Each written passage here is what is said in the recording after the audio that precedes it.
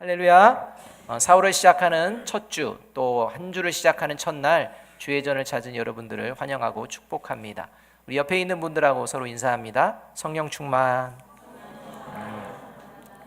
자, 앞뒤에 있는 분들하고도 인사합니다. 사랑합니다. 축복합니다.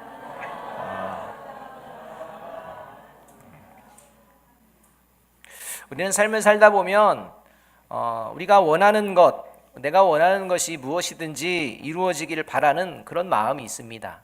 그러니까 우리가 하루를 살면 항상 마음에 소원들이 있는 것이죠. 그래서 내가 원하는 것들이 다 이루어지면 좋겠다라는 마음으로 살아가게 됩니다. 남편과 아내가 내가 원하는 모습이 되기를 바랍니다. 또 내 자녀가 내가 원하는 그러한 자녀의 모습이 되기를 바라기도 합니다. 그리고 내 주변에 있는 나와 함께하는 사람들이 내가 원하는 그런 사람들이 되었으면 참 좋겠다라고 생각하며 살아가는 이런 모습이 아마 우리의 모습은 아닐까 생각되어집니다.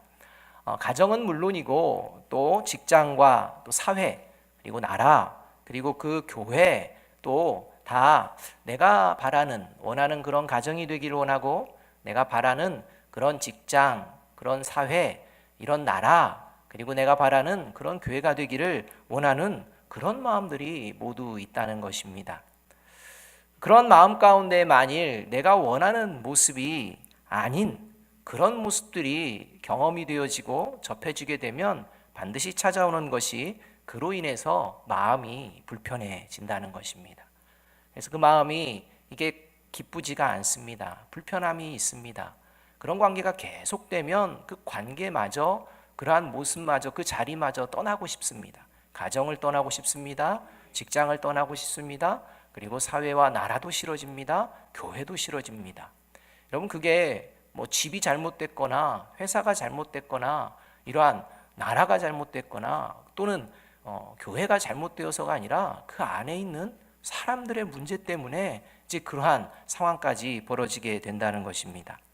어쩌면 지금도 이 예배 자리에 왔지만 이런 불편한 마음, 내가 원하는 그런 모습이 안 되어 있는 이런 가정, 자녀, 직장 여러 가지의 것들을 가지고 여전히 불편한 마음을 가지고 하나님께 나와 계신 분들도 있을 것입니다. 그러나 우리가 여기서 분명히 먼저 알아야 할 것이 있습니다. 내가 원하는 것이 무엇이든지 이루어지기를 바라는 것은 참으로 위험한 생각이라는 것입니다. 이 생각을 먼저 해야 합니다. 내가 원하는 것은 무엇이든지 이루어지기를 원하는 이 마음은요, 이 생각은 자신도 망하고 이웃도 망하게 되어지는 생각입니다. 왜냐하면 내가 원하는 것이 무엇이든 이루어지기를 바라는 그 마음의 뿌리, 그것은 뭐냐면 곧 내가 하나님이 되고 싶다는 욕망이기 때문입니다. 그러니까 내 마음 가운데 깊이 나도 모르게 뿌리 내리고 있는 스물스물 내리고 있는 그게 뭐냐면 내가 하나님 되고 싶어하는 그런 마음이라는 것입니다. 그 마음이 우리 가운데에 생겨나는 것이 내가 원하는 대로 뭐든지 이루어졌으면 좋겠다라는 생각으로 상대방들을 바라보게 된다는 것입니다. 이 그릇된 욕망으로 말미암아 온 인류는 죽을 수밖에 없는 죽음을 경험하게 되는 그런 존재가 되었다고 성경은 창세기 아담과 하와의 범죄함의 사건을 통해서 분명하게 우리에게 경고해 주고 있습니다. 이것을 기억하는 것이 그리스도인입니다.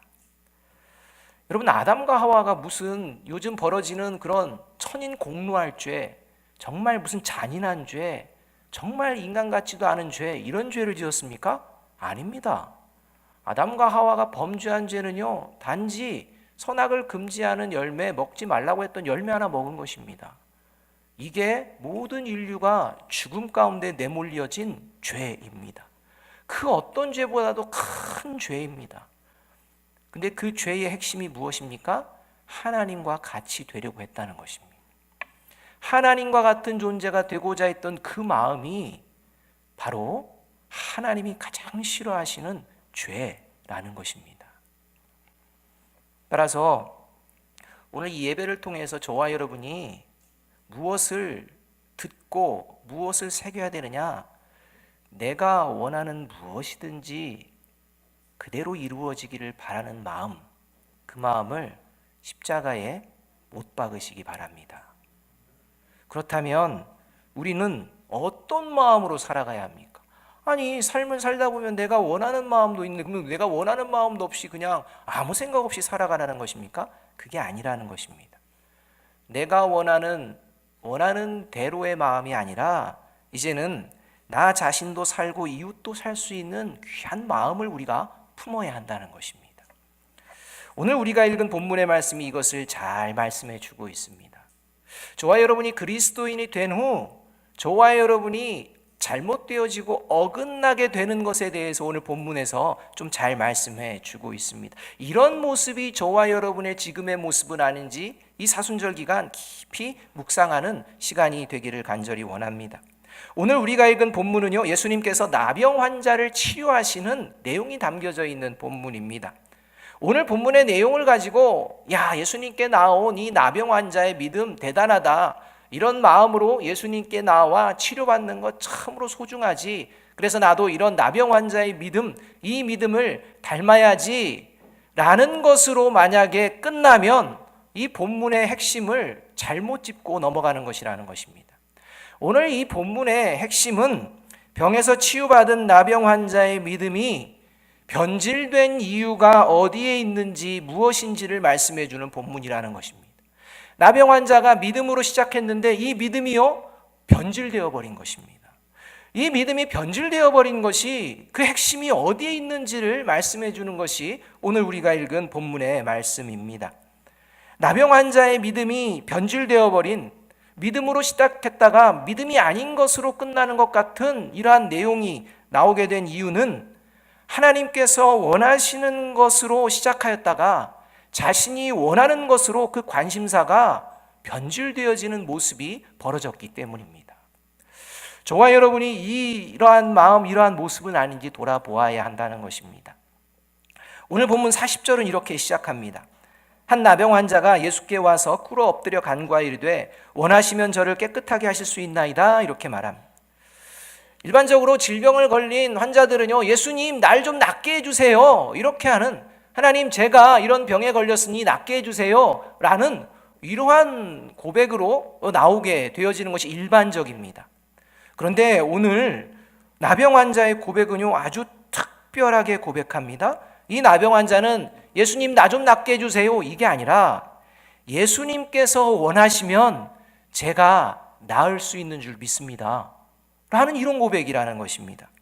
이 고백은 뒤집어서 얘기하면 예수님께서 원하시지 않는다면 저는 평생 이렇게 살 수밖에 없는 그런 존재입니다 라고 고백하는 이런 내용일 수도 있다는 것입니다.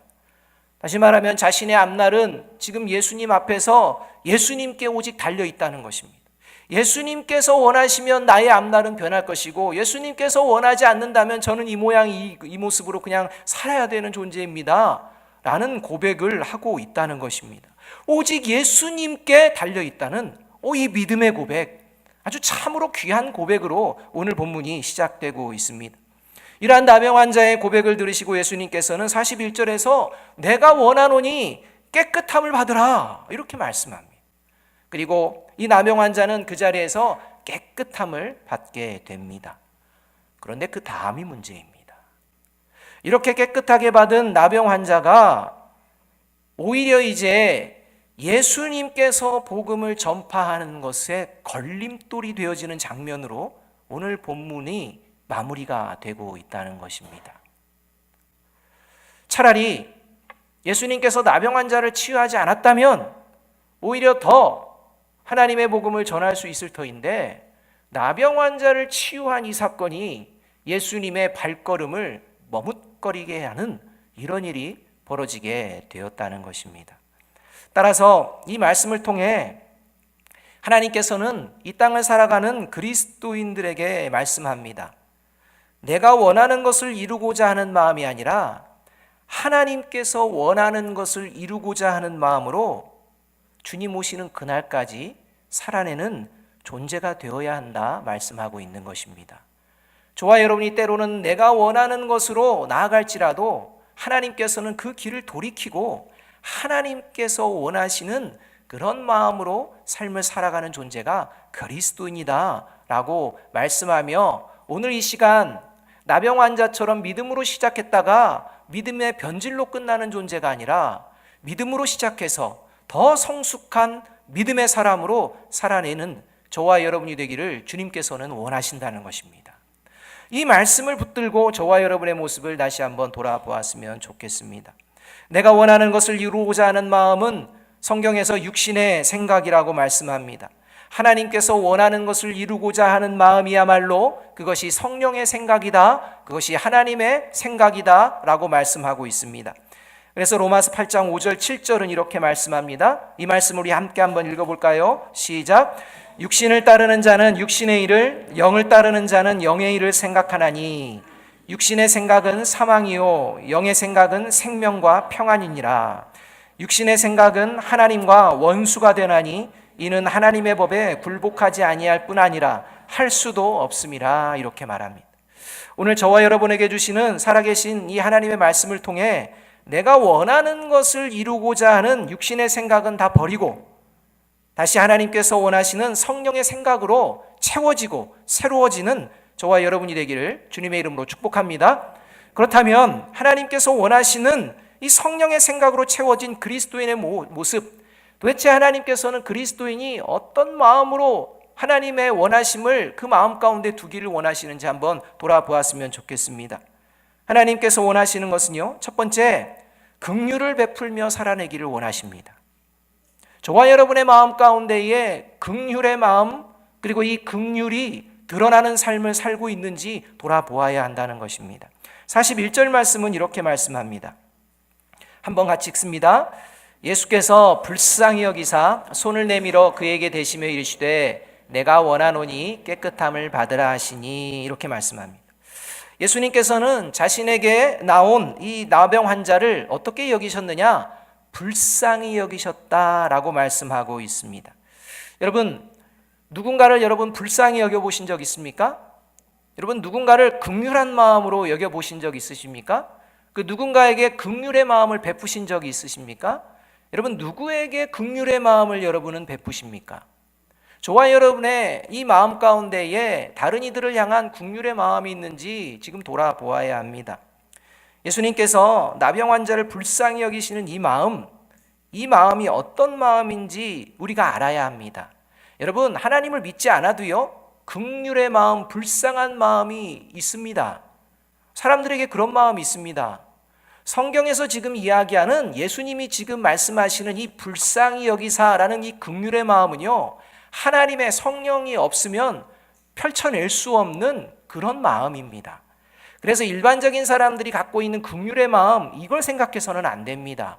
하나님이 말씀하시는 성령의 사람이 갖고 있는 긍휼, 이게 무엇인지를 알아야 합니다. 이것을 오늘 주님께서 보여주셨는데 이 예수님의 긍휼의 마음이 어느 정도인지 가장 잘, 그리스도인의 긍휼의 마음이 어떠해야 될지 가장 잘 보여주시는 말씀이 누가복음 15장에 나오는 탕자의 비유입니다. 이 탕자의 비유에 나오는 이 하나님의 마음, 이 마음이 그리스도인들의 마음이라고 말씀하고 있는 것입니다. 탕자의 비유는 여러분 잘 알 것입니다. 한 아버지에게 아들 둘이 있는데 그 둘째 아들이요, 아주 교만하고 아주 자기 멋대로 살아가는 아들입니다. 그래서 아버지가 버젓이 살아있는데도 아버지가 죽고 나면 받게 될 유산을 아버지가 살아있는데 내놓으라는 것입니다. 그래서 내 목 챙겨서 이제는 내 마음대로 좀 살고 싶다라는 마음으로 강권해서 아버지에게 재산을 받습니다. 그리고 아버지를 떠나서 이제는 자기가 마음껏 살아갈 수 있는 땅을 찾아서 가서 자기가 원하는 대로 마음껏 삽니다. 그러다가 이제 자기가 가지고 있는 걸 다 탕진하게 됩니다. 그러다가 결국에는 더 이상 살 수 있는 길이 보이지 않습니다. 더 이상 살 수 있는 방법이 보이지 않는 것입니다. 그래서 마지못해 할 수 없어서 이제 내가 살 길은 오직 아버지께 돌아가는 것밖에 없구나 라고 하며 아버지께 돌아옵니다. 이렇게 돌아온 아들, 이 아들을 향해 아버지는 이런 모습을 보여내십니다. 누가복음 15장 22절은 이러합니다. 아버지는 종들에게 이르되 제일 좋은 옷을 내어다가 입히고 손에 가락지를 끼우고 발에 신을 신기라, 이렇게 얘기합니다. 우리 같으면 한 대 그냥 쥐어 패고 한번 먼지 나게 그냥 한번 해보고 다음부터 그럴래 안 그럴래, 이게 우리의 순서 아닙니까? 그게 우리의 일반적인 순서입니다. 근데 하나님의 방법은 순서가 다르다는 것입니다.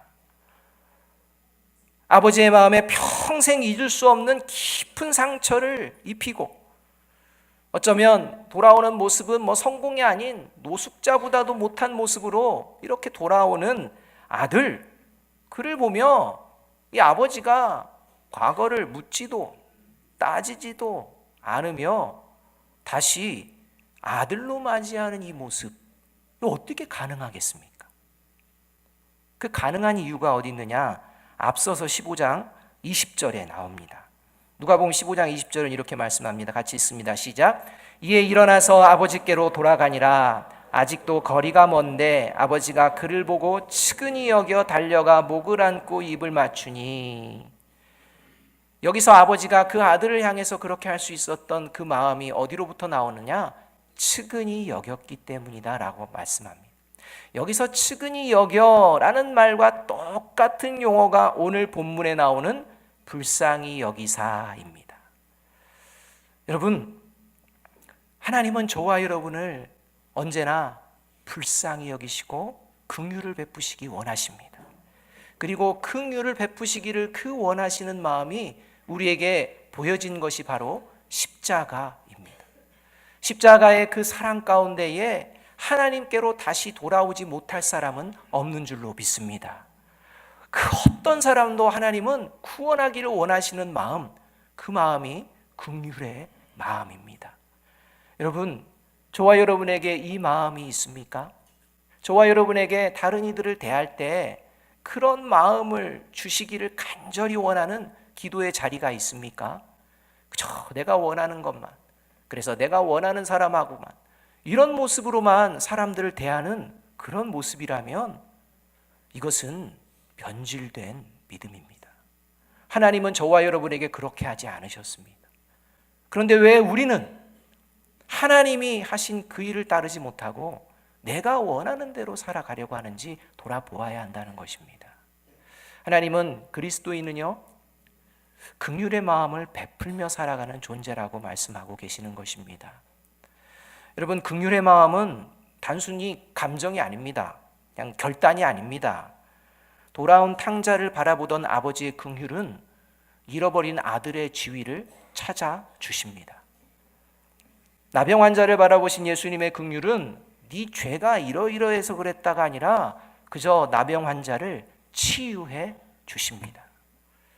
여러분, 예수님의 긍휼하심이 행동으로 보이시는 놀라운 역사는 언제나 주님께 돌아오기를 원하는 그 주님의 마음이 잘 담겨져 있습니다. 그래서 율법에서는 부정하다고 여겼던 나병 환자에게 손을 대는 이것을 마다하지 아니하시고 예수님께서 나병 환자에게 말만 하는 것이 아니라 내가 너를 긍휼히 여긴다, 사랑한다라는 그 마음을 담고 그의 몸에 손대는 것을 우리가 볼 수가 있다는 것입니다. 여러분, 긍휼은요, 실제화가 되어지는 게 긍휼입니다. 그래, 이제부터 긍휼의 마음을 가져야지. 그게 긍휼의 마음이 아니라 긍휼은 어디서부터 시작하느냐? 상대방의 상황과 형편을 이해하려고 힘쓰는 마음에서부터 이제 나타나게 되어집니다. 어떤 상황 가운데 저와 여러분이 지금 있습니까? 혹시 마음이 불편한 그런 사람들이 있습니까? 자녀가, 아내가, 남편이, 또 그 누군가가 지금 내 마음에 들지 않아서 몹시 불편하신 그런 분들이 있다면 성령의 도우심을 따라 먼저 상대방의 상황과 형편을 이해하려고 힘쓰는 저와 여러분이 되어질 때 성령의 긍휼의 역사하심이 저와 여러분을 살리고 저와 여러분과 함께하는 일을 살려낼 줄로 믿습니다. 이게 그리스도인의 긍휼입니다. 그래서 마태복음 5장 7절은 이렇게 말씀을 합니다. 함께 한번 읽어봅니다. 시작. 긍휼히 여기는 자는 복이 있나니 그들이 긍휼히 여김을 받을 것이미요 입니다. 둘째로 하나님께서 원하시는 것은 뭐냐? 그리스도인들이 관계 회복을 이루며 살아내기를 원하십니다. 그러니까 이 긍휼의 마음이 없으면 일어나지 않는 게 관계의 회복입니다. 긍휼의 마음이 없으면 벌어지는 게 관계의 깨짐입니다. 이건 분명합니다. 여러분, 뭔가 관계가 깨졌습니까? 그 이유가 간단합니다. 하나님이 주시는 긍휼의 마음을 잃어버렸기 때문입니다. 그럼 관계 깨집니다. 내 하나님께서는 그건 그리스도인이 아니고 이 긍휼의 마음을 갖게 되면 삶의 자리 가운데에 보여지는 상황이 관계를 회복시키는 모습이다라고 말씀해 주고 있다는 것입니다. 42절과 44절의 말씀을 우리 함께 한번 읽어보겠습니다. 42절과 44절입니다. 같이 읽습니다. 시작. 곧 나병이 그 사람에게서 떠나가고 깨끗하여진지라. 이르시되 삼가 아무에게 아무 말도 하지 말고 가서 내 몸을 제사장에게 보이고 내가 깨끗하게 되었으니 모세가 명한 것을 드려 그들에게 입증하라 하셨더라. 예수님께서 나병 환자를 치유하신 뒤에 아무에게도 말하지 말고 가서 가장 먼저 제사장에게 가서 나병이 치유되었음을 확인받으라 라는 이 말씀의 내용입니다. 여러분, 예수님께서 이렇게 말씀하신 이유는요, 나병 환자가 정말 원하는 것이 무엇이었는지를 예수님이 아셨기 때문입니다. 어떻게 아셨냐면 나병 환자를 다 아시지만 나병 환자의 고백을 통해서 예수님께서 그 고백이 참으로 귀한 고백임을 말씀하시며 제사장에게로 가라 이렇게 말씀하신다는 것입니다. 나병 환자는요, 지금 단순히 자기 병 고침을 받기 위해서 온 사람이 아닙니다.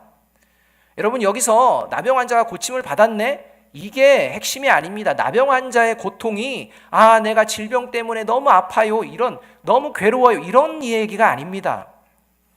이 나병 환자의 마음을 잘 알 수 있는 용어가 40절에서 저를 깨끗하게 하실 수 있나이다 라는 용어에 담겨져 있습니다. 나병 환자는 예수님이 원하시면 저를 고쳐주실 수 있습니다 라는 용어를 쓰지 않습니다. 예수님께서 원하시면 저를 깨끗하게 하실 수 있습니다 라는 용어를 씁니다. 그리고 이 이야기를 들으시고 예수님께서 깨끗함을 받으라 이렇게 말씀하십니다.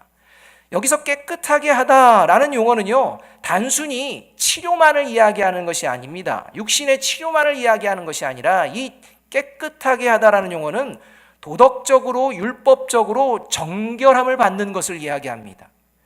다시 말하면 나병 환자는요, 나병이 걸리는 순간부터 지금까지 어떤 고통 가운데 있었느냐, 단순한 질병의 육체적인 고통이 아니라 이제는 율법적으로 부정한 자가 되어서 이스라엘 공동체에서 제외되었다는 것입니다. 이제는 하나님의 백성에서 끊어졌다는 것입니다. 이제는 하나님과의 관계가 다 망가졌다는 것입니다. 이러한 것들이 그의 삶의 가장 큰 고통이었습니다. 율법에 의하면 나병은 이스라엘 공동체에 속해서 살아갈 수가 없습니다. 따라서 지금 예수님께서 내가 원하노니 라는 말은 네가 그렇게 원하는 관계 회복의 자리로 나아가도록 내가 이끌어내겠다라는 말씀이라는 것입니다. 그리고 나병 환자는 이것이 기쁨이 되었던 것입니다. 그리스도인들은 이렇게 관계 회복을 위해 힘쓰고 수고해야 합니다. 특히 교회 공동체는 신앙 안에서 관계 회복을 위해 관계 회복을 놓고 이루어가는 그런 공동체입니다. 저와 여러분, 관계 회복을 위해서 힘쓰고 계십니까? 여러분, 저와 여러분의 교회 가운데에 이 관계 회복을 위해서 그것을 목적을 가지고 모든 모임들이 이루어져야 합니다. 모든 모임은요, 어떤 모습으로 나가야 되느냐? 관계가 회복되는 모습으로 나가야 됩니다. 그게 그리스도인 공동체입니다. 근데 관계가 잘 되어 있는데 깨뜨려지며 나간다, 이거 참 문제가 많습니다. 따라서 신앙생활을 하면 할수록 어떤 모임 가운데 이루어지는 하나님과 성령의 역사는 관계의 회복인 줄로 믿습니다. 관계는 깨질 수 있습니다. 그러나 반드시 회복해내는 것이 그리스도인들의 모임이라는 것입니다. 그리고 신앙 안에서 이렇게 관계 회복을 할 때는요, 그냥 아무렇게나 되어지는 게 아닙니다. 적법한 절차를 따라야 한다는 것입니다. 하나님의 법 안에서 이루어져야 한다는 것입니다. 오늘 본문에서 예수님께서 나병 환자를 고치시고 이제 됐다, 그냥 돌아가라 이렇게 말하지 않습니다. 왜냐하면 나병 환자가 실제 이스라엘 공동체의 이제 회복의 자리로 나아가기 위해서는 제사장의 선언이 필요합니다. 율법에 정한 방법대로 제사장의 선언이 있을 때 이스라엘 공동체의 관계 회복이 이루어지게 된다는 것입니다. 예수님이 이때 제사장 필요 없어, 내가 말했으니까 그냥 들어가, 이래서는 안 됩니다. 예수님도 하나님의 법 안에서 하나님의 방법으로 이 관계 회복을 격려하시고 이끌어 가시는 것을 우리가 볼 수가 있기 때문입니다. 하나님께서 온전하게 치료하신 이것을 제사장을 통해 보여내고 이제는 그 공동체 안에 기쁨으로 나아갈 수 있도록 예수님께서 말씀하시는 것을 보게 됩니다. 따라서 그리스도인들은 언제나 법을 지키며 살아가고 법 안에서 관계 회복을 이루어가는 존재입니다. 저와 여러분의 모든 모임, 모든 상황 속에서 과연 관계 회복이 중심이 되고 있는지 보아야 합니다. 우리 교회도요, 정관이라는 법이 있습니다. 그런데요, 이 정관이라는 법이 만들어지고 계속 되어질 때 교회 공동체가 관계 회복을 위한 그런 모습으로 나아가지 않는다면 그 법은 있으나 마나입니다. 저와 여러분의 모임이, 각종 모임이 관계 회복을 위하여서 계속 나아가지 않는다면 그 모임은 있으나, 뒤에 따라서 있으나 마나, 이렇게 되는 겁니다. 그러니까 하나님의 교회 공동체가 어떤 공동체인지를 분명히 하지 아니하고 그저 내가 원하고 내가 생각하는 대로 가면 관계는 틀어지고 깨지게 되어 있다는 것입니다. 따라서 교회 공동체는 하나님의 법 안에서 하나님의 이 관계 회복의 삶을 살아내는 모습으로 회복되어지고 나아가는, 그래서 하나님과의 관계 회복뿐만 아니라 이웃 간의, 성도 간의 관계 회복이 온전히 이루어지는 이 교회를 통해 하나님께서는 역사하실 줄로 믿습니다. 이런 교회 공동체의 회복, 관계 회복을 위해 그리스도인이라면 반드시 목숨 걸고 늘 참여해야 되는 법이 있습니다. 그게 뭐냐? 성찬식입니다. 성찬식을 가볍게 여겨서는 안 됩니다. 이 성찬식은 머리 되신 예수 그리스도의 몸에 연합된 존재임을 고백하고 함께 연합된 관계 회복을 이루어내기를 결단하는 자리가 성찬의 자리이기 때문입니다. 단순히 내가 구원받았으니까 그 자리가 아닙니다. 연합입니다. 관계 회복입니다. 그래서 요한복음 15장 2절은 이렇게 말씀합니다. 같이 한번 읽어봅니다. 시작. 무릇 내게 붙어 있어 열매를 맺지 아니하는 가지는 아버지께서 그것을 제거해 버리시고 무릇 열매를 맺는 가지는 더 열매를 맺게 하려 하여 그것을 깨끗하게 하시느니라, 이렇게 말합니다. 여기서 깨끗하게 하시느니라가 오늘 예수님이 말씀하시는 깨끗하게 하신 것, 이걸 얘기합니다. 다시 말하면 예수 그리스도에게 접붙임을 받은 그리스도인과 그리스도인의 공동체는 늘 성령의 인도하심을 따라 관계 회복의 역사가 이루어내는 그 열매를 맺어가는 공동체다라고 말씀하고 있다는 것입니다. 이러한 공동체, 이러한 저와 여러분이 되기를 주님의 이름으로 축복합니다. 마지막 세 번째로 하나님께서 원하시는 것은 뭐냐? 복음을 가로막는 자가 되지 않기를 원하십니다. 이게 문제입니다. 이제 45절의 말씀을 함께 한번 읽어보겠습니다. 시작. 그러나 그 사람이 나가서 이 일을 많이 전파하여 널리 퍼지게 하니 그러므로 예수께서 다시는 드러나게 동네에 들어가지 못하시고 오직 바깥 한적한 곳에 계셨으나 사방에서 사람들이 그에게로 나오더라. 43절과 44절을 보면 나병 환자의 치유받은 이야기를 절대 다른 이들에게는 이야기하지 말고 그냥 곧바로 제사장에게만 가서 끝내라, 이렇게 얘기하는데 이 하나님의 말씀, 예수님의 말씀 엄히 경고를 하면서 말씀함에도 불구하고 나병 환자는 예수님의 말씀을 잊어버립니다. 그리고 자기가 하고 싶은 대로 해버립니다. 그래서 그냥 자기 치료받은 것 기쁨 가운데 했는지는 모르지만 자기가 원하는 그런 모습이 하나님이 기뻐하시는 모습이 안 됐다는 것입니다. 모든 사람들이 자신이 치유했음으로 인하여서 놀라기는 하지만 오히려 그 상대방들에게 예수님께 나아오는 길을 막아버리는 이런 일을 지금 나병 환자가 했다는 것입니다. 그래서 하나님께서 원하시는 것을 잊어버리고 자신이 원하는 대로 살아가는 변질된 믿음으로 이렇게 전락해버린 모습이 나병 환자의 모습입니다. 저와 여러분도 돌아보아야 합니다.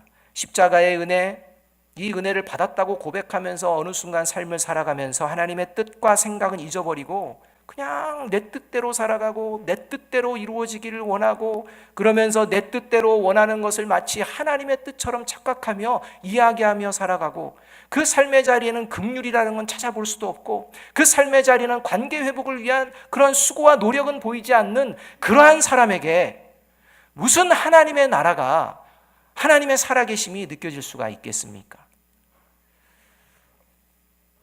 45절 말씀을 보면 이 일로 인해 예수님께서 자유롭게 동네에 들어가시지 못하게 되셨다고 나오는데, 이 일이 얼마나 큰 잘못된 일이었는지를 알 수 있는 건 예수님께서 나병 환자를 만나시기 전에 마가복음 1장 39절에서는 이런 일을 행하셨습니다. 온 갈릴리에 다니시며 그들의 여러 회당에서 전도하시고 또 귀신들을 내쫓으시니라. 나병 환자를 만나기 전에는 예수님께서요 갈릴리의 온 동네 돌아다니면서 회당에서 말씀 증거하고 귀신을 쫓아내고 하는 이런 역사들을 이뤘는데, 이게 멈추게 된 것입니다. 누구 때문에? 나병 환자 때문에. 나병 환자의 무엇 때문에? 하나님의 생각, 하나님의 원하시는 것은 버려버리고 이제 내 생각 내 뜻대로 살아가는 이 모습 때문에, 예수 그리스도의 십자가의 은혜와 십자가의 길을 걸어내야 되는 그리스도인이 예수 그리스도의 십자가의 은혜만 맨날 생각하고 이제 내가 걸어가야 될 길에 대해서는 전혀 생각하지 않는 이 모습으로 지금까지 우리가 살아왔다면 하나님께서는 다시 돌이키라 말씀하고 계십니다. 저와 여러분의 모습이 오늘 이 사순절을 맞이하며 하나님의 뜻 가운데에 저와 여러분의 뜻이 합하여지는, 하나님이 원하시는 것을 우리가 구하는 복된 삶이 되어지기를 주님의 이름으로 축복합니다. 그래서 고린도전서 10장 32절은 이렇게 말씀합니다. 함께 한번 읽어보겠습니다. 시작. 유대인에게나 헬라인에게나 하나님의 교회에나 거치는 자가 되지 말고 나와 같이 모든 일에 모든 사람을 기쁘게 하여 자신의 유익을 구하지 아니하고 많은 사람의 유익을 구하여 그들로 구원을 받게 하라. 이렇게 말씀합니다. 하나님의 뜻을 잊고서, 하나님께서 원하시는 그러한 모습을 잊고서 내가 그저 생각하는 말과 내가 생각하는 행동을 거침없이 하나님의 기뻐하심이 무엇인지 생각하지 않고 행동하는 이 모습은 다른 이들로 하여금 하나님의 나라에 오게 하는데 걸림돌이 되고 거치는 자가 된다는 사실을 잊지 않는 저와 여러분이 되시기를 간절히 바랍니다. 사랑하는 여러분, 오늘 우리는 이제 성찬의 자리로 나아갑니다. 하나님께서 원하시는 성령의 긍휼의 마음이 나에게 있는지, 하나님께서 원하시는 관계 회복을 위한 마음이 내게 있는지, 하나님께서 원하시는 복음을 가로막는 자가 아니라 복음을 전파하는 그러한 하나님의 뜻을 이루고자 하는 그 마음이 내게 있는지 다시 한번 깊이 생각하시며 성찬의 자리로 나아가 저와 여러분이 주님의 축복을 받기를 소원합니다. 요한복음 8장 47절은 이렇게 말씀합니다. 우리 함께 읽습니다. 시작. 하나님께 속한 자는 하나님의 말씀을 듣나니 너희가 듣지 아니함은 하나님께 속하지 아니하였음이로다. 아멘. 기도하겠습니다.